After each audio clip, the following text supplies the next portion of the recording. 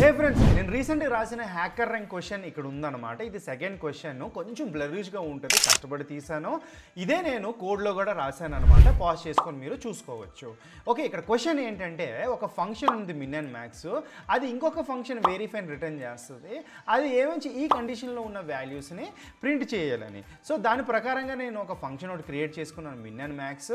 And దాంట్లో ఒక function return చేయమంటున్నారు కాబట్టి ఆ దాంట్లో ఒక ఫంక్షన్ నేను ఇలాగ రిటర్న్ చేస్తున్నాను అనమాట.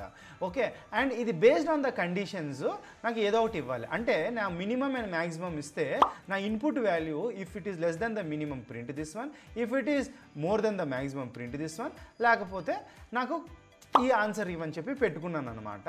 అండ్ ఇప్పుడు ఇది ఒక ఫంక్షన్ ఏముందో దీంట్లో అసైన్ చేసుకొని ఇప్పుడు వెరిఫై అనే దానికి నేను ఇన్పుట్స్ ఇస్తాను అనమాట. దాన్ని బట్టి నాకు ఇక్కడ క్లారిటీగా నాకు ఆన్సర్స్ వస్తాయి అనమాట, based on the console dot log.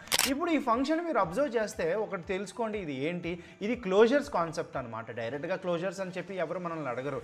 ఎందుకంటే ఈ ఫంక్షన్లో ఉన్న మిన్ అండ్ మ్యాక్స్ ఏముందో it is having access to the outer function. అంటే అవుటర్ ఫంక్షన్ ఎగ్జిక్యూషన్ అయిపోయినా ఈ లోపల ఉన్న ఇన్నర్ ఫంక్షన్కి ఎప్పుడు అవుటర్ ఫంక్షన్ వాల్యూస్కి యాక్సెస్ ఉంటుంది అన్నమాట. అది క్లోజరు. అండ్ ఇది తెలుసుకోండి, ఏదైనా ఒక ఇంటర్వ్యూలో అడగచ్చు అనమాట. నచ్చితే నచ్చిందని చెప్పండి. Thank you so much.